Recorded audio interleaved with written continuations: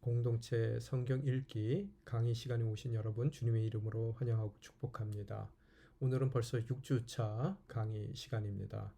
오늘 강의를 통해서 저희들이 에스라, 느헤미야, 에스더, 욥기 이렇게 네 권의 책을 개괄적으로 살펴보기를 원합니다. 첫 번째로 저희들이 에스라서를 살펴보기를 원하는데요. 한마디로 요약한다면 재건의 책이다. 특히 어떤 재건이에요? 성전, 또 그 성전을 통한 신앙의 재건을 이야기하는 책입니다.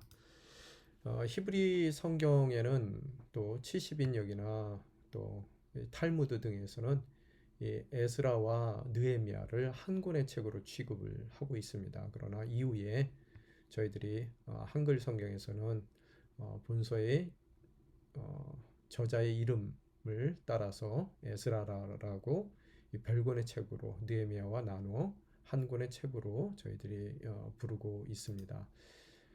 저자 및 기록 연대를 봤을 때 에스라가 저자일 것으로 생각하죠. 저희들이 믿고 있는데요. 페르시아 왕 아닥사스다 때 인물로서 왕에게 신임을 받았던 제사장 혈통을 지닌 율법에 능통했던 사람입니다. 서기관이었고요. 그래서 성경의 7장 6절에 보게 되면 하나님의 손길이 그 위에 있었기에 뭐라고요? 그 왕에게 신임을 받았던 그런 인물입니다. 그래서 BC 444년에 보면은 느헤미야 총독 부임 직후에 기록됐을 것이다라고 저희들이 추정을 하고 있습니다. 말씀드린 대로 성전의 재건, 또 신앙의 재건인데요. 그래서 성경의 그 에스라서의 전체적인 내용을 보게 되면은 성전 재건이 일부의 내용이고요. 또 두 번째 마지막 부분에서는 영적인 개혁 운동에 대해서 저희들이 나누고 있습니다. 그래서 행정적인 재건이기도 하고요. 또 두 번째는 그런 행정적인 것에 담겨 있는 그런 소프트웨어인 신앙의 재건으로 볼 수 있습니다. 장소는 페르시아에서 예루살렘으로 연결되는 그런 배경을 갖고 있습니다. 본서는 1차, 2차 포로 귀환의 내용을 담고 있어요. 그래서 1차 때, 2차 때 포로로 귀환했던 이들이 독자가 아니라요. 3차 포로 귀환자, 마지막으로 예루살렘에 돌아온 이들에게 1, 2차의 포로 귀환 때 겪었던 일들을 이야기해주는, 그래서 독자는 3차 포로 귀환자들에게 자들이 에스라서의 원래의 독자입니다. 에스라서는 느부갓네살에 의해서 포로로 잡혀갔던 유다 백성이 예루살렘으로 귀환하여 성전을 재건하게 된 사건에 대해서 기록을 했다라고 말씀을 드렸어요. 선지자들, 죄송합니다. 타이포가 났습니다. 선지자를 통해 말씀하셨던 예언이 성취되었음을, 예레미야가 70년 이후에 포로로 끌려가서 70년 이후에 다시 돌아오게 될 것이라는 그런 하나님의 말씀을 예언해 줬는데 그 예언의 성취를 증거하기 위해서 기록이 되어 있습니다. 에스라서는 바사, 페르시아죠. 고레스 원년에 선지자 예레미야를 통해 말씀하신 하나님의 말씀이 이루어졌음을 선포하는 것으로 그래서 시작을 하게 됩니다. 내용 전개 보면은 예루살렘 성전의 재건이 나오게 되고요. 그래서 여기 써 있는 대로 하나님께서 이방 왕이었던 고레스와 이스라엘 백성들의 마음을 감동시키는 것으로서 백성으로 하여금 예루살렘으로 돌아가 성전을 재건토록 하셨다라는 것으로 시작이 됩니다. 그래서 귀환 전에 합당치 않은 사람들은 오랜 이 타지 생활을 했기 때문에 섞여 있을 수 있어서 그 족보를 따져서 이스라엘 백성으로 합당치 않은 사람들은 다 제하고 이 모두 49,697명이 예루살렘으로 귀환한 그 이야기를 담고 있습니다. 예루살렘 성전이 재건이 되는데요. 그때 이 백성을 인도하고 있었던 인도자들의 내용 이름들이 나오는 거고요. 그 중에서 스룹바벨이라는 사람이 가장 중요한 지도자적인 인물로서 부각이 되는 것이고요. 그들이 7월에 그의 귀환한 그 해 7월에 이스라엘 모든 백성들은 예루살렘 모여서 율법에 따라서 단을 쌓고 번제를 드리는 곳으로서 무너진 성전의 기초를 세워가기 시작하는 것으로서 그 내용이 첫 번째 그 배경의 내용들이 시작됩니다. 성전 건축에 대한 소식을 듣고 뭐 선한 일을 한다 하더라도 그게 늘 그 과정 자체가 뭐 평탄하고 모든 문제가 미리 해결되는 건 아니죠. 그래서 그 성전 건축에 대한 소식을 듣고 사마리아 사람들, 반쪽짜리 유대인들이죠. 나머지 반쪽은 아시리아의 이 식민지 정책에 의해서 이방인들이 이주해서 남겨졌던 그 이스라엘 백성들과 결혼해서 절반짜리 그런 절반의 혈통만을 갖고 있었던 사마리아 사람들이 그 일에 참여할 것을 요구하죠. 그렇지만 수르바벨이 민족의 순수성을 상실할 것을 염려해서 그들의 요청을 거절하게 됩니다. 그래서 그들의 그 마음 가운데 이 분노가 일게 됩니다. 왜 우리도 유대인으로서 권리가 있다라고 생각하고 함께 참여하기를 원했지만 그들이 거절당하자 성전 건축하는 것을 사마리아 사람들이 방해하기 시작합니다. 그래서 그 방해로 인해서 성전 건축이 잠시 멈춰지기도 했지만 수르바벨과 예수아의 리더십으로 다시 재개되는 내용이 담겨 있고요. 지속적으로 사마리아 사람들은 고소하고 또 방해해서 이 성전 재건을 더디게 만들지만 결국 다리오 제6년에 성전 건축은 완성됩니다. 2차 귀환에 대한 이야기가 또 더불어 나오는데요. 아닥사스 1세 때 2차 귀환은 에스라를 중심으로 1차가 스룹바벨을 중심으로 왔다면 에스라를 중심으로 2차 귀환이 일어나게 되죠.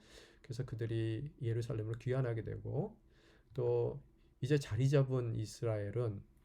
예루살렘 자리 잡은 이스라엘은 하나님께서 금하신 이방인간의 통혼을 통해서 그 민족의 정체성이 흔들리게 되는 것이고요.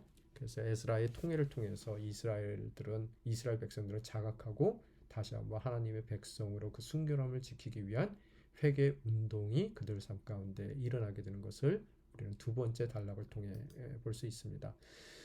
핵심 단어와 말씀을 살펴봤을 때는요. 핵심 단어는 포로 귀환과 성전 재건입니다. 에스라서의 두 가지 핵심 단어는요.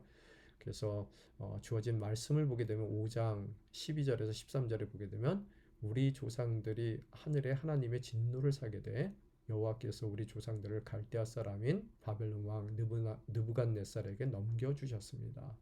느부갓네살 왕은 성전을 허물고 백성들을 바벨론으로 잡아갔습니다.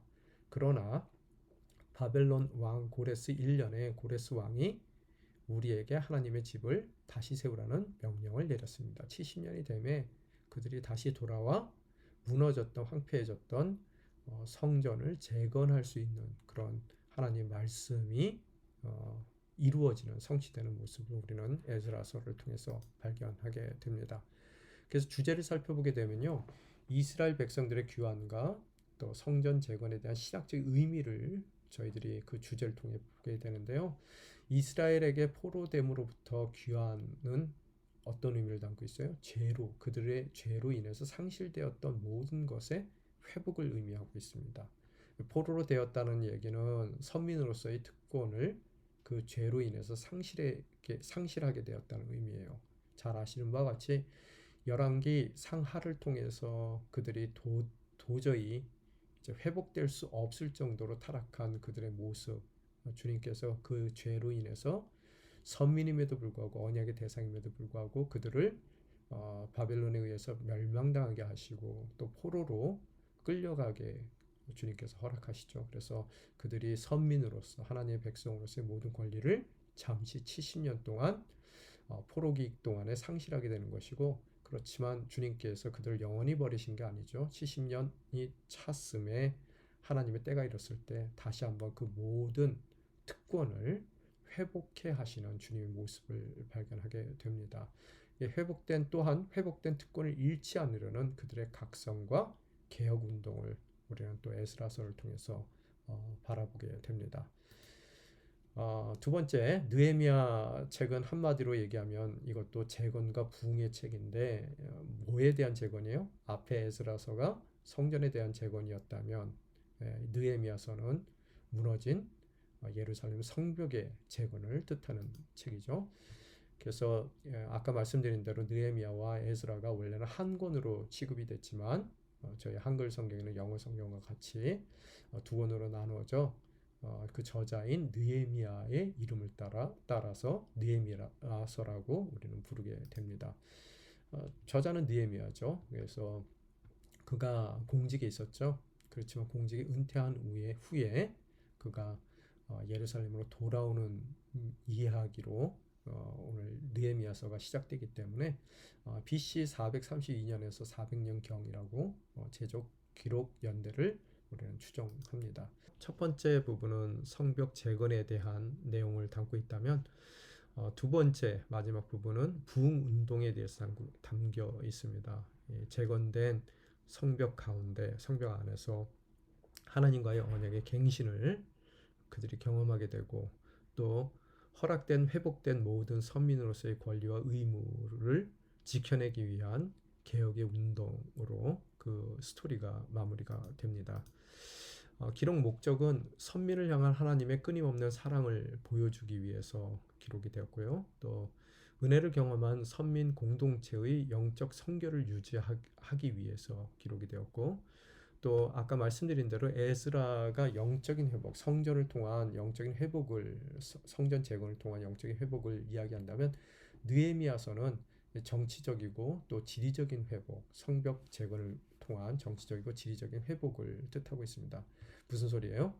하나님께서 회복시킬 때 꼭 영적인 부분뿐만 아니라 육적인 부분도 주님께서 해결해 주시고 회복해 주신다는 거예요. 통전적인 성경의 모습을 우리들은 바라보게 됩니다. 보통 우리는 뭐 육적인 것, 또 세상적인 것, 정치적인 것 아무것도 아니라고 생각하지만 하나님께서 진정으로 원하시는 회복과 축복은 이 온전한 통전적 회복이라는 것을 우리 느헤미야서를 통해서 다시 한번 발견하게 됩니다. 보통 우리가 신앙생활 하면서 두 극단을 달리죠. 어쩔 때는 신앙적인 것만 중요하다라고 얘기하고 또 어쩔 때는 이 삶의 환경적인 부분만을 중심으로 우리가 신앙생활을 하는데요. 오늘 에스라서와 느헤미야서를 통해서 우리가 깨달을 수 있는 것은 하나님께서 영적인 부분뿐만 아니라 육적인 부분 이것이 분리될 수 없다는 거예요. 그래서 영적인 부분이 회복됐을 때 육적인 부분도 회복되는 것이고, 그죠? 또 육적인 부분의 회복 없이 영적인 부분이 그대로 남아 있을 수 없다는 거예요. 아무리 영적으로 회복됐다 하더라도 이 예루살렘을 싸고 있는 성벽이 단단하게 세워져 있어야지만 그 신앙이 계속 유지될 수 있는 것과 같이 우리가 이 영적인 부분과 육적인 부분을 너무 구별해서 양자 선택하는 그런 모습은 오늘 에스라서와 느헤미야서 전체적인 그림 가운데서는 조금 우리가 경계해야 되지 않을까라는 생각을 해봅니다. 기록 배경을 보게 됐을 때는요. 제1차 귀환은요. 고레스 왕 때 이 스룹바벨을 중심으로 해서 귀환하게 되죠. 그러고 나서 성전 재건을 하게 된다면 2차 귀환은 에스라를 중심으로 해서요. 귀환하게 되는 것이고 이스라엘의 영적인 각성을 그들이 갖게 됩니다. 영적인 각성. 이게 성전의 재건, 그 다음에 영적인 재건, 영적인 각성. 그 다음에 3차 귀환은 느헤미야를 중심으로 해서 귀환하게 되는 것이고 그들은 성벽을 재건하게 되더라는 거예요. 여기에 세 가지 요소를 보시니까 성전의 재건, 그죠? 영적인 각성, 세 번째 성벽의 재건. 통전적인 모습을 우리는 발견하게 되더라는 겁니다. 쭉 이렇게 읽어보시면은요, 예루살렘 성벽이 어떻게 재건됐는지에 대한 이야기가 나오게 되는 것이고요. 특별히 여러분이 잘 아시는 바와 같이 외부적으로 내적으로도 어려움이 있었지만 외적으로도 산발랏이나 도비아와 같은 그런 사람들의 방해가 있었다는 것.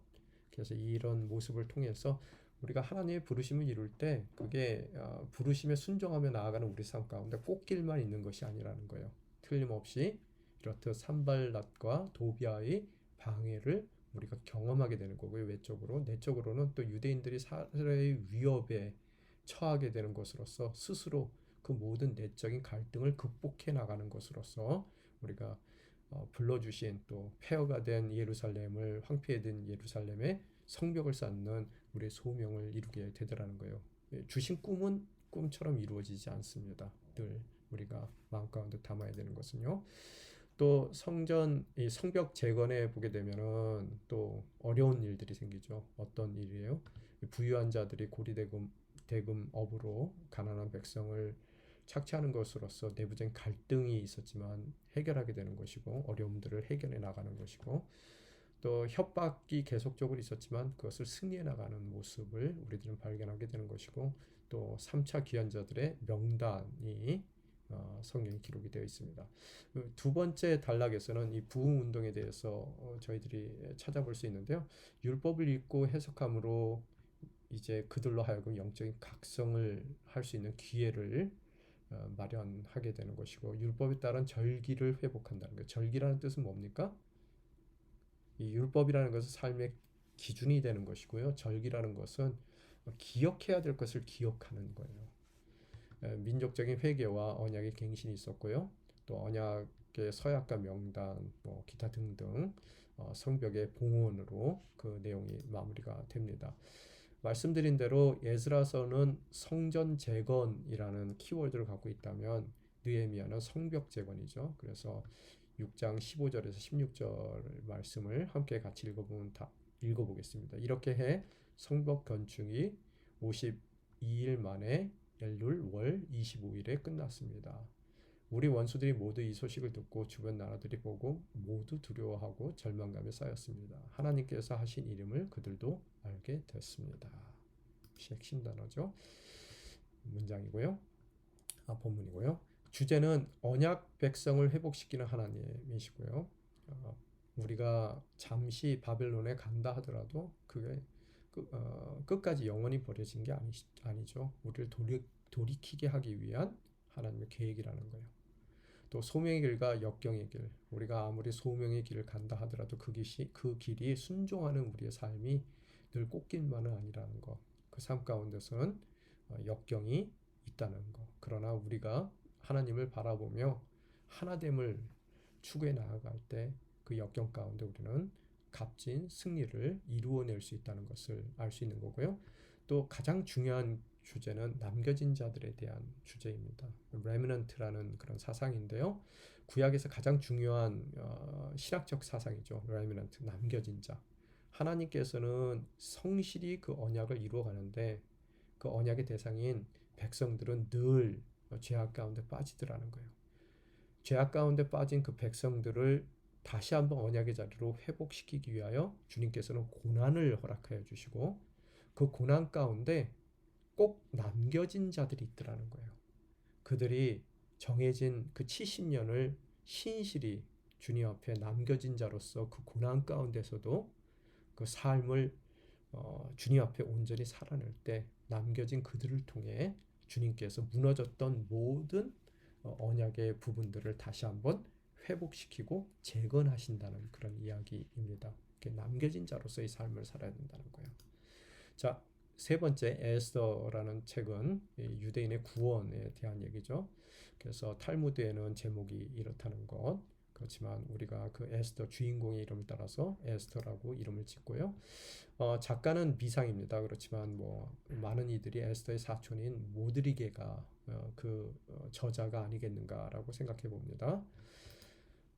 두 가지 파트로 나눴을 때요. 유대인들에게 닥친 위기와 후반부에 가면은 그들의 승리 또 불임절의 의미를 다루고 있습니다.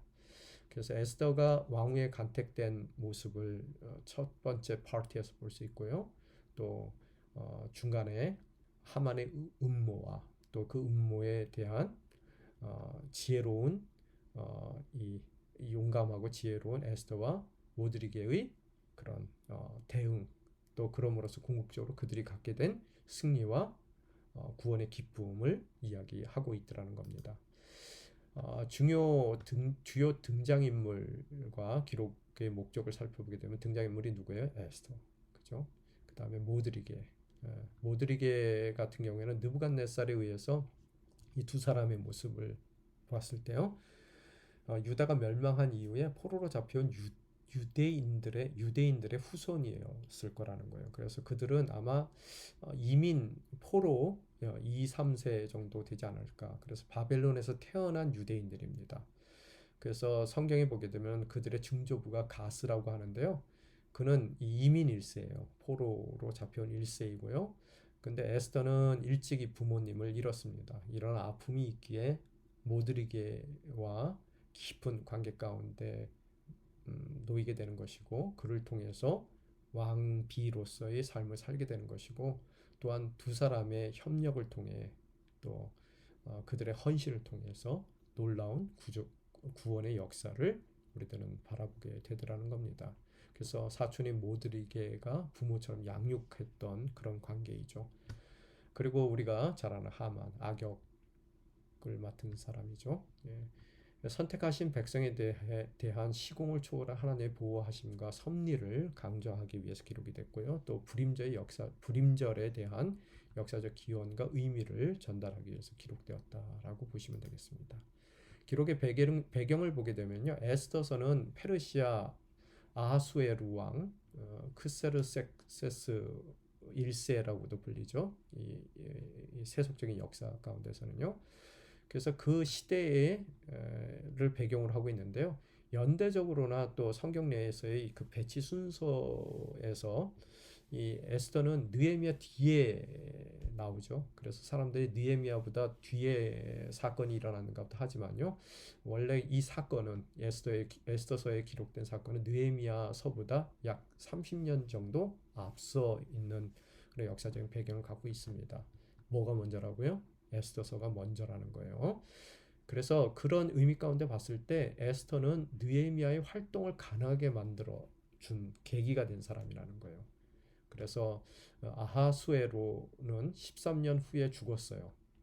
그죠? 그의 남편이었던. 그렇지만 에스더의 역량은 그의 의붓아들이었던 이 아하수에루 왕의 아들이었던 아닥사스다 왕 통치 때도 이 에스더 양 어머니의 역량은 계속해서 끼쳐졌을 거라는 거예요. 그래서 그 어머니 역량을 받은 아닥사스다 왕 때 느헤미야의 활동이 가능할 수 있었던 계기를 마련해 줬다라고 여러분이 보시면 되겠습니다.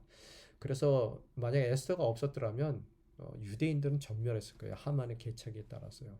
또 만약에 유대인들이 전멸했다면 하나님께서 그 유대인들을 통해서 유대 사람을 통해서 허락하셨던 메시아와 그 메시아를 통한 인류의 구원도 불가능했을 거라는 거예요.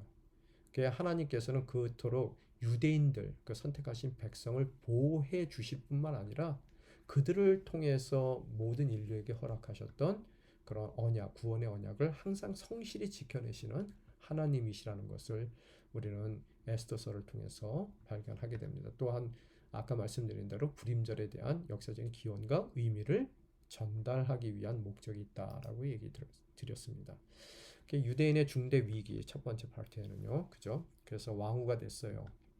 그런데 하만은 유대인들을 모두 잡아 죽이길 원했습니다. 그죠? 그렇지만 그 사실을 알게 된 모드리게의 노력과 에스더의 그 순종의 결심을 통해서 민족이 구원받는 놀라운 역사를 우리는 바라보게 되는 것이고요. 또 이 파트 2에 와서는 에스더의 첫 번째 연애와 하만의 흉계를 우리들은 바라볼 수 있게 되는 거고요. 또 오히려 하만의 그 계략에 스스로 자기가 빠지는 것으로서 주님께 그 모든 삶을 드렸던 모드리게와 에스더가 점점 더 높이 올라가는 그런 모습을 우리들은 발견하게 되는 것이고, 죽음은 죽으리라는 그의 결단, 에스더의 결단을 바라볼 수 있는 것이고, 그들의 그런 에스더의 남겨진 자로서의 결단을 통해서 유대인들이 승리하는 그런 불임절의 사건을 우리들은 발견하게 됩니다.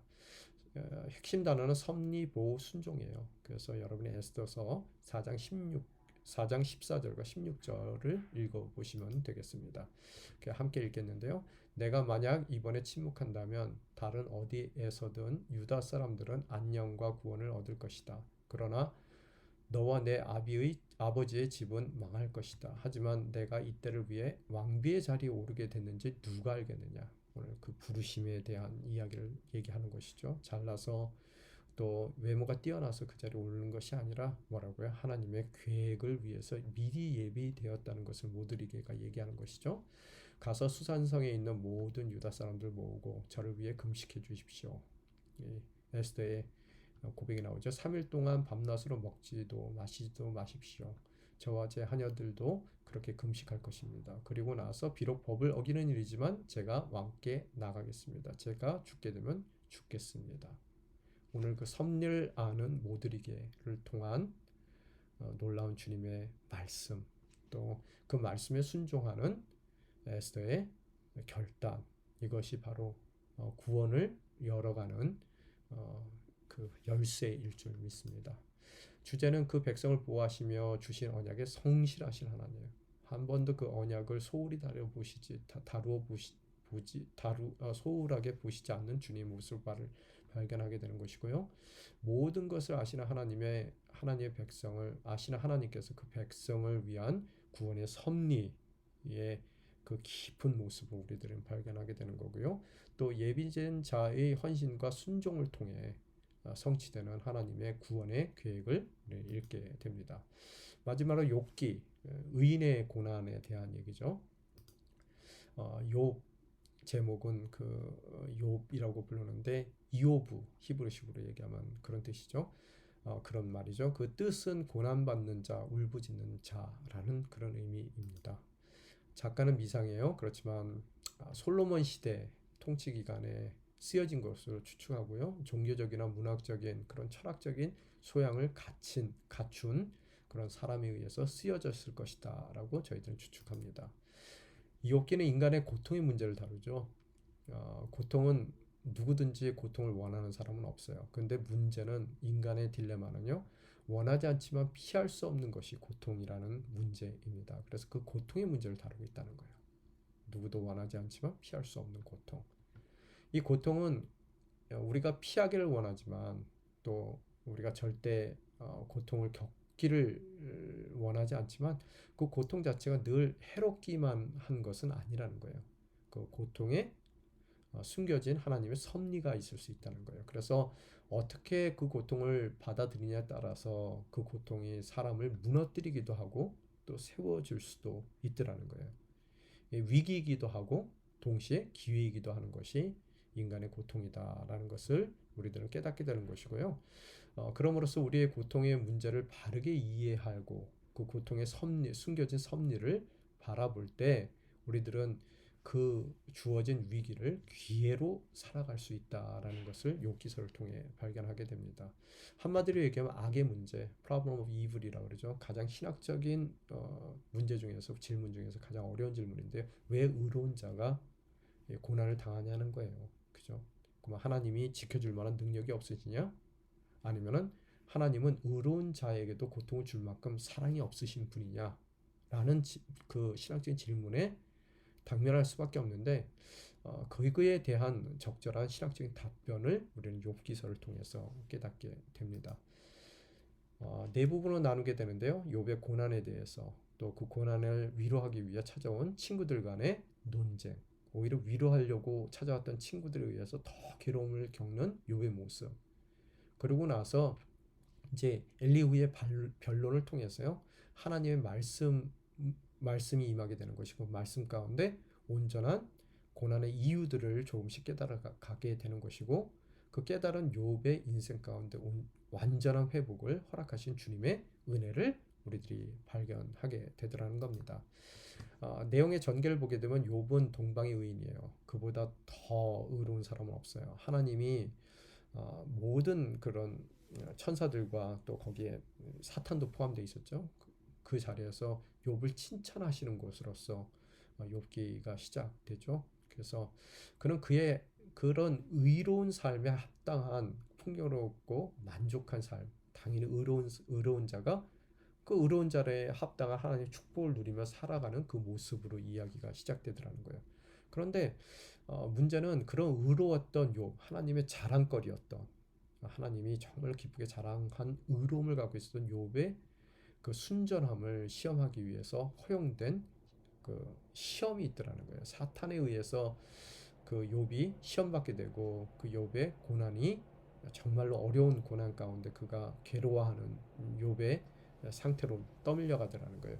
처음에는 재산과 아들, 딸들의 생명을 취해갖고 그 다음에는 욥에게 질병까지 더해지는 것으로서 정말 극도의 고통 가운데 놓이게 된 욥을 우리는 발견하게 됩니다. 그를 위해서 찾아온 친구들, 그죠? 위로하기 위해서 찾아온 친구들과의 고난에 대한 변론과 반론들을 전체적인 내용 가운데서 바라봅니다. 따라서 대부분의 내용은요, 고난의 문제에 대한 욥과 그 세 친구 엘리바스, 빌다, 소발 사이에서의 토론들을 담고 있고요. 마지막 부분에는 엘리후가 등장하고 욥과 세 친구 사이에서 있었던 비판들을 그가 비판하는 것으로서 고난에 대한 일반적인 견해의 한계성을 지적하게 되는 거고요. 이후에 하나님께서 직접 욥에게 나타나서 그 고난의 문제, 그가 그토록 질문했던 고난의 문제에 대한 결론을 주님께서 말씀해 주시고요. 또 결론적으로 봤을 때 인간의 고통의 문제는 인간 스스로 해결할 수 있는 문제가 아니라 오직 하나님만이 해결할 수 있는, 그분이 구원의 열쇠를 주고 있는 주님이시라는 것을 발견하게 됩니다.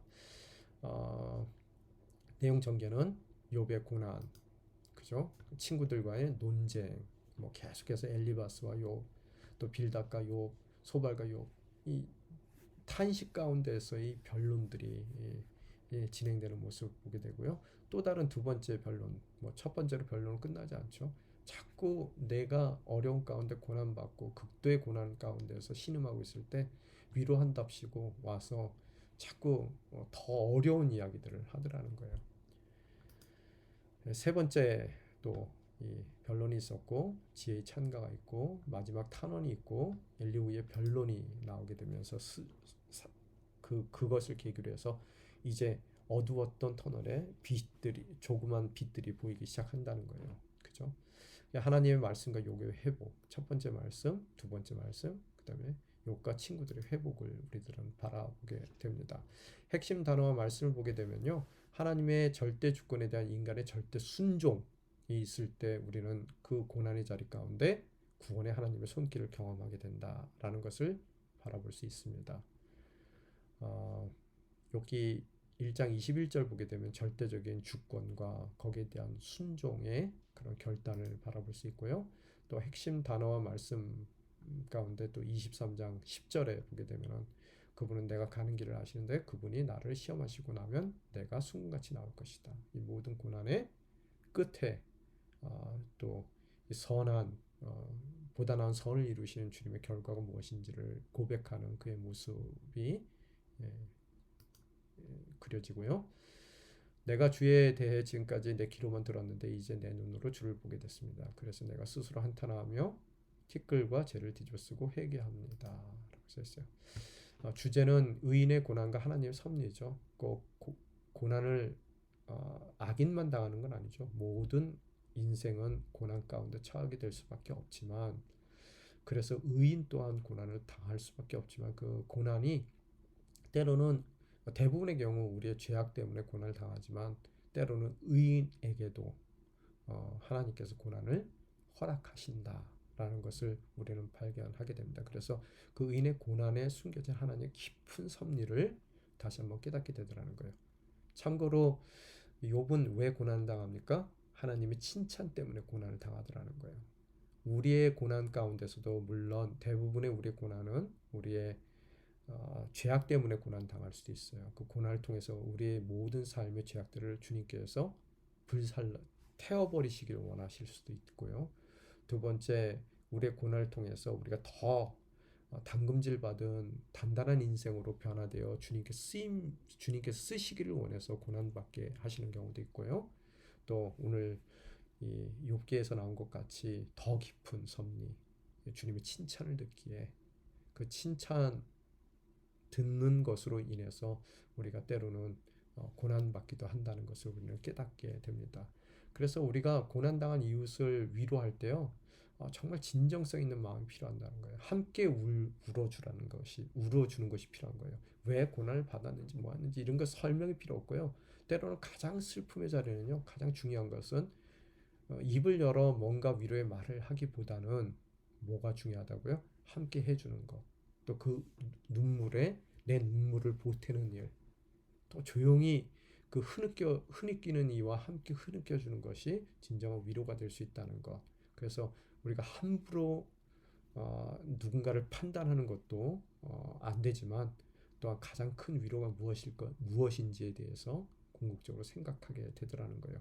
오직 하나님만이 궁극적인 구원의 주체이시고요. 또 온전한 회복에 대한 소망을 우리에게 얘기해요. 이 42장 마지막 부분에 12절, 13절에 보게 되면 뭐라고 나와요? 여호와께서는 욥의 말년에 초년보다 더 많은 복을 주셨습니다. 회복된 욥의 삶을 이야기하면서 그리하여 그는 양 14,000마리, 낙타 6,000마리, 소 1,000쌍, 암낙이 1,000마리를 갖게 됐습니다. 그는 또한 7아들과 3딸도 얻었습니다. 회복이 이전보다 더 많은 축복의 자리라는 것을 보여주는데요. 성경에 보게 되면 딱 2배죠. 첫 번째 그가 갖고 있었던 것은 1장 2, 3절에 보게 되면 그는 아들 7과 딸 3을 두었습니다. 또한 그는 양 7,000마리, 7,000마리였던 양이 몇 마리로 변했다고요? 14,000마리. 숫자가 중요한 게 아니에요. 뭔가 지금 말씀하고 계시는 게 있어요.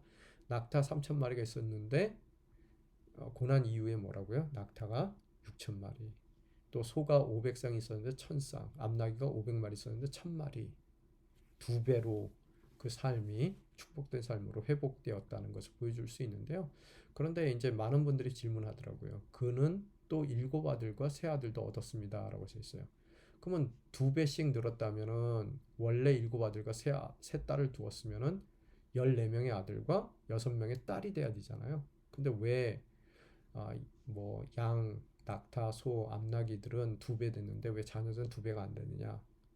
자녀의 삶이라는 것은요, replaceable 한 게 아니라는 거예요. 뭔가 대체될 수 있는 게 아니에요. 그래서 또 다른 7명과 또 다른 3명을 주셨는데, 그러면 이전의 자녀들 어떻게 됐어요? 이 자녀들은요, 천국에 있어요. 그들은 천국에서 이미 그 삶을 시작하고 있습니다. 그래서 이 땅 가운데 사는 동안에 또 다른 7과 셋을 줬어요. 훗날 이들도 죽어 천국을 갈 겁니다.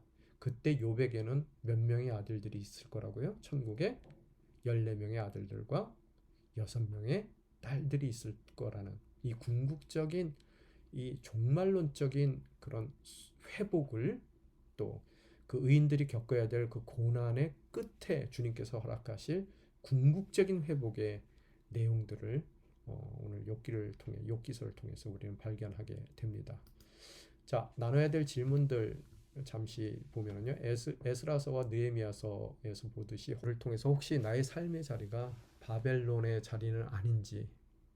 바벨론이라는 의미가 뭡니까? 내가 원해서 온 자리는 아니에요. 끌려왔지만 나의 죄악으로 인해서 심판받아 끌려온 자리지만, 이 바벨론에서의 70년의 세월은 매우 긴 세월입니다. 그래서 그 자리가 익숙해졌고, 또 이제는 그 삶의 터전이 된 거예요.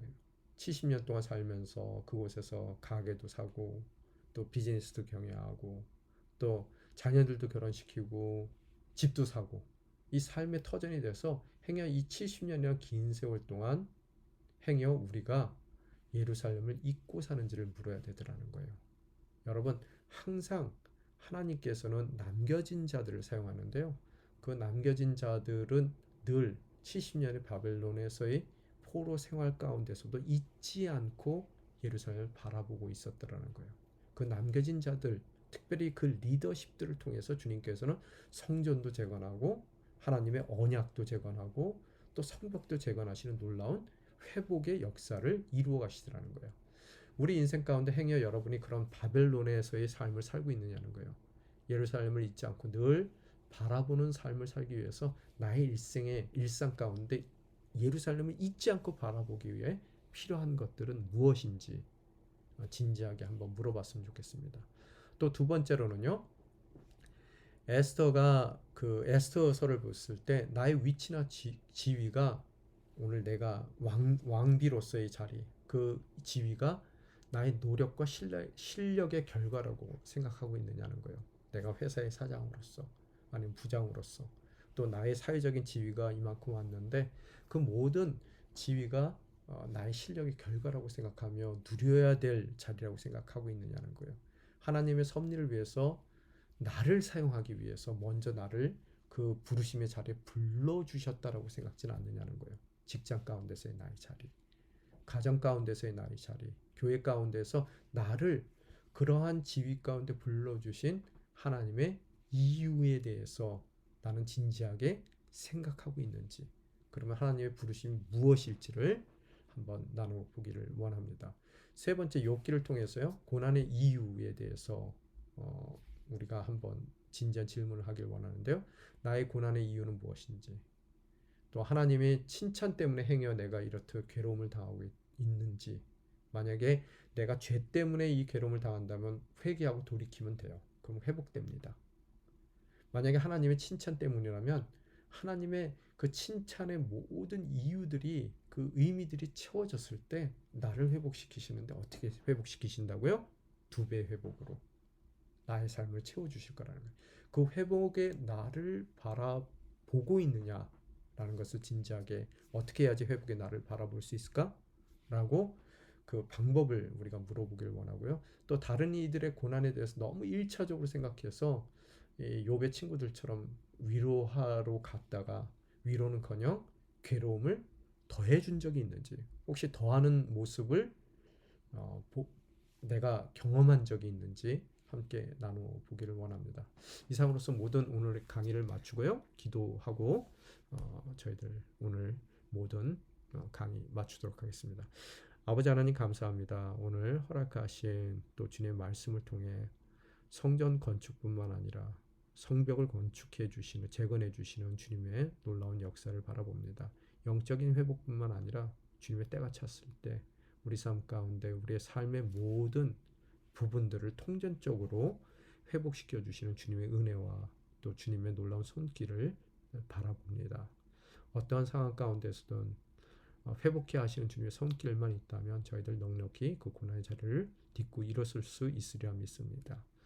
행여 저희들의 인생을 에스더와 같은 그 먼저 불러주신 부르심의 자리에 남겨진 자로서 주님께서 초청하셨습니까?